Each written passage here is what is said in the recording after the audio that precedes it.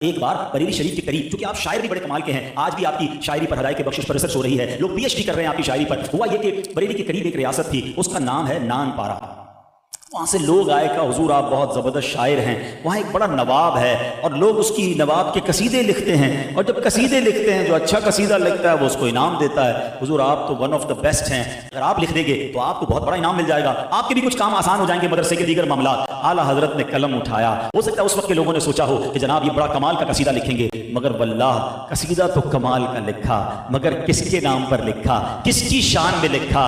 نواب کے نام پر نہیں، اپنے آقا کی شان میں لکھا۔ کیا لکھتے ہیں وہ؟ کمال حسن حضور ہے کہ گمان نقص جہاں نہیں، یہی پھول خار سے دور ہے، یہی شمع ہے کہ دھواں نہیں۔ واللہ میرے پاس وقت کم ہے، لیکن اگر میں اس کلام کو ہی ایکسپلین کروں آپ کے سامنے، ون آف دا امیزنگ کلام آف اعلیٰ حضرت، آپ نے کس کس بات کو کور کیا ہے؟ آپ کہتے ہیں نبی پاک کے حسن کی شان یہ ہے، امیجن نقص تو دور کی بات ہے، فالٹ تو دور کی بات ہے، امیجنیشن بھی نہیں کی جا سکتی۔